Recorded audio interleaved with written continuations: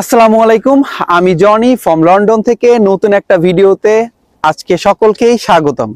আজকে যে বিষয়টা নিয়ে কথা বলবো, অনেকেই কোশ্চেন করেন, ভাইয়া আমার জন্য কোন দেশটা ভালো হবে? স্টুডেন্ট ভিসা এবং ওয়ার্ক পারমিট ভিসা সকলের জন্যই কোন দেশটা আপনার জন্য ভালো হবে, সেই বিষয়টা নিয়েই আজকে কথা বলবো।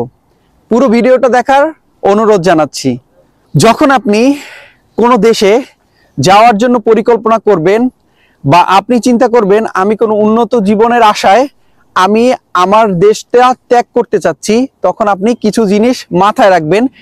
কি কি জিনিস আপনি মাথায় রেখে দেশ সিলেক্ট করবেন, ওই বিষয়টা নিয়ে আজকে আমি কথা বলবো। আমি কিছু পয়েন্ট বলবো, যেই পয়েন্টগুলো আপনার জন্য কোনটা বেস্ট, এটা আপনি আজকে পুরো ভিডিওটা দেখলে অবশ্যই বুঝে যাবেন। কোনো দেশে ভিসা অ্যাপ্লিকেশন করার আগে আপনাকে অবশ্যই মাথায় রাখতে হবে ওই দেশের ভিসা রেশিও কেমন, তারা বাংলাদেশকে কি পরিমাণ ভিসা দিচ্ছে বর্তমানে। ধরুন এখন বর্তমানে তারা 50-50% ভিসা দিচ্ছে। এখন আপনি যদি মনে করেন যে আপনি ওই 50-50 চান্সটা নেবেন, তাহলে আপনি ওই দেশে অ্যাপ্লাই করতে পারেন। আর যদি ভাবেন যে না, আমি যে টাকাটা অ্যারেঞ্জ করেছি এটা আমার খুব কষ্ট করে অ্যারেঞ্জ করেছি, ধার দেনা করেছি, যদি আমার ভিসা না হয়ে যায় আমি অনেকভাবে ক্ষতিগ্রস্ত হব, তখন আপনি ওই দেশটা অ্যাভয়েড করুন। আপনি দেখবেন কোন দেশে বর্তমানে ভিসা রেশিও ভালো।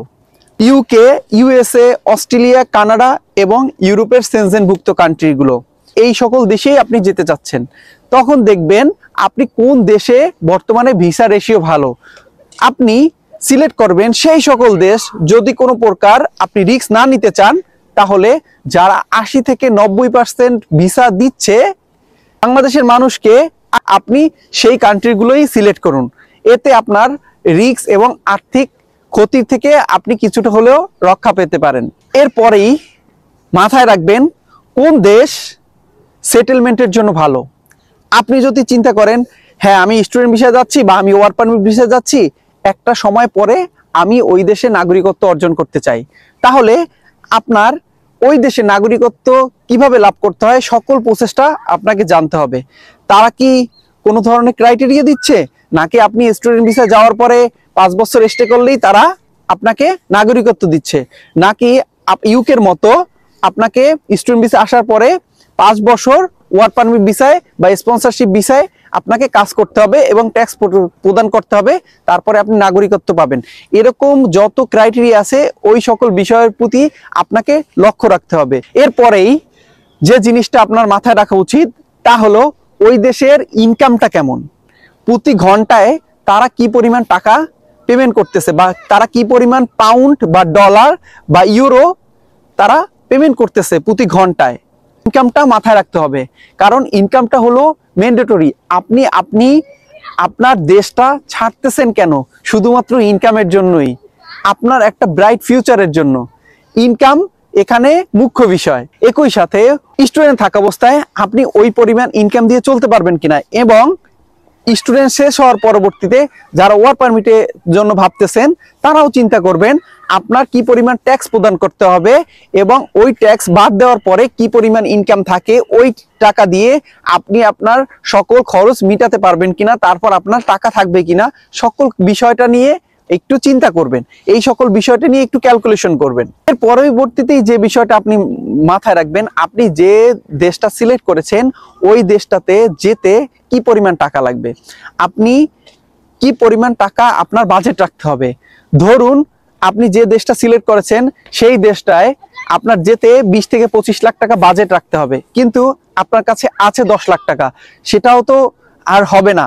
আপনাকে আপনার বাজেটের ভিতরে এবং সকল ক্রাইটেরিয়া ম্যাচ করে এমন দেশটাকেই আপনাকে সিলেক্ট করতে হবে।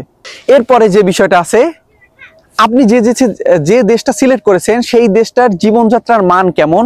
ধরুন আপনি চাচ্ছেন আপনার কমিউনিটি মানুষদের সাথে থাকতে, ওখানে আপনার কমিউনিটি মানুষরা কেমন আছে এবং খাদ্যাভ্যাস কেমন, আপনি কি ধরনের খাবার খেতে ভালোবাসেন, আপনি কাদের সাথে মিশতে ভালোবাসেন, নাকি আপনি আপনার কমিউনিটি মানুষদের সাথে থাকতে চাচ্ছেন, না আপনি লোকাল মানুষদের সাথে চাচ্ছেন, ওই দেশের লোকাল মানুষ যেখানে বেশি থাকে ওই এরিয়াতে থাকতে চাচ্ছেন, সকল বিষয়টা আপনাকে মাথায় রাখতে হবে।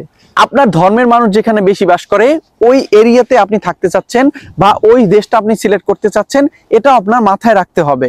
সর্বোপরি যে বিষয়টা আপনাকে অবশ্যই গুরুত্ব সহকারে দেখতে হবে তা হলো আপনার স্টুডেন্ট ভিসায় আপনি যেতে চাচ্ছেন বা আপনি ওয়ার্ক পারমিট ভিসায় যেতে চাচ্ছেন, আপনার কি পরিমাণ খরচ হবে। ধরুন আপনি স্টুডেন্ট ভিসায় যেতে চাচ্ছেন, তো ওই দেশে স্টুডেন্ট ভিসা যাওয়ার জন্য বা প্রসেস করার জন্য পরবর্তীতে আপনার কি পরিমাণ বাজেট রাখা লাগবে, কি পরিমাণ টাকা লাগবে, আর সেই বাজেটটা আছে কিনা, আপনার যে ক্যাপাবিলিটি আছে ওইটার সাথে ম্যাচ করে কিনা, এটা আপনাকে অবশ্যই গুরুত্ব সহকারে দেখতে হবে। আমি যে এতক্ষণ সব পয়েন্টগুলো বললাম, এই পয়েন্টগুলো আপনি প্রথমে মাথায় রাখবেন, এরপর কান্ট্রি সিলেক্ট করবেন। আপনার সকল ক্রাইটেরিয়া যেসব কান্ট্রিতে আপনার ম্যাচ করে তার ভিতরে বেস্ট একটা কান্ট্রি আপনি সিলেক্ট করবেন। এবং কি চিন্তা করেন যে অনেক বেশি ইনকামের দরকার নেই, আমি শুধুমাত্র কোনো একটা কান্ট্রিতে গিয়ে সেটেলমেন্ট অর্জন করতে চাই, তাহলে বেস্ট হবে সেনজেনভুক্ত কান্ট্রিগুলোতে। আর সেনজেনভুক্ত কান্ট্রিগুলোতে আপনি যদি একবার ইন করেন, কোনো না কোনোভাবে আপনার ইনকাম একদম কমও যদি হয় তাহলেও একটা পর্যায়ে পরে আপনি নাগরিকত্ব লাভ করতে পারবেন। আপনার যদি মাইন্ড সেট আপ করে থাকেন যে আপনার পরবর্তীতে যাওয়ার হবে ওই দেশে নাগরিকত্ব লাভ করতে চান, তারপরে আপনি ইনকামের কথা ভাববেন, তাহলে আপনি সেনজেনভুক্ত কান্ট্রিগুলোতেই চুজ করা উচিত। কারণ সেনজেনভুক্ত কান্ট্রিগুলোতে আপনি যদি একবার ইন করতে পারেন তাহলে আপনি সহজেই নাগরিকত্ব লাভ করতে পারবেন। ওভারঅল যদি হিসাব করেন তাহলে দেখবেন আপনার ইনকামটা কম হচ্ছে, কিন্তু আপনি বেনিফিটেড হবেন পরবর্তীতে 5 বছর পরে বা 6 বছর পরে। যে মানে সেনজেনের বিভিন্ন কান্ট্রিতে বিভিন্ন ধরনের ক্রাইটেরিয়া থাকে, ওই ক্রাইটেরিয়ার ভিতরে আপনি পড়ে গেলে একটা পর্যায়ে পরে পাসপোর্ট পাবেন, এবং আপনার পরবর্তীতে চিন্তা থাকবে যে পাসপোর্টের পরে আমি এখন আপনার ইনকামের কথা ভাববো। যারা এই ধরনের চিন্তা ভাবনা নিয়ে আছেন তাদের জন্য বেস্ট হবে সেনজেন কান্ট্রিগুলো। এই ইউকে কান্ট্রিতে আপনাকে অনেক ধরনের প্রেশার নিতে হবে, হ্যাসেল নিতে হবে। আপনি যদি স্টুডেন্ট ভিসায় আসেন, স্টুডেন্ট ভিসার পরে আপনাকে একটা পেইন নিতে হবে, আমি স্পন্সর জব ম্যানেজ করতে হবে। স্পন্সর জব ম্যানেজ করলেই হবে না, আপনাকে সেখানে 5 বছর ট্যাক্স প্রদান করতে হবে।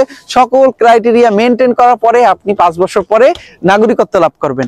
আর অপরদিকে সেনজেনভুক্ত কান্ট্রিগুলোতে আপনাকে হ্যাসেল একটু কম, কিন্তু ইনকামও তুলনামূলক কম। এই আমি যতগুলো পয়েন্ট বলেছি, এই পয়েন্টগুলোর সাথে আপনার সকল কিছু যদি ম্যাচ করে তাহলেই আপনি ওই সকল দেশে অ্যাপ্লাই করার সকল প্রসেস শুরু করতে পারেন।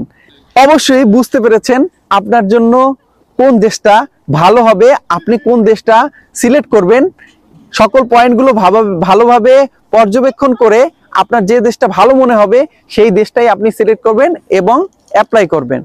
ভালো থাকবেন সবাই। অবশ্যই কমেন্ট বক্সে কমেন্ট করতে ভুলবেন না। অন্য আরো কোনো ভিডিও দেখার আমন্ত্রণ জানিয়ে আজকে শেষ করছি। আল্লাহ হাফেজ।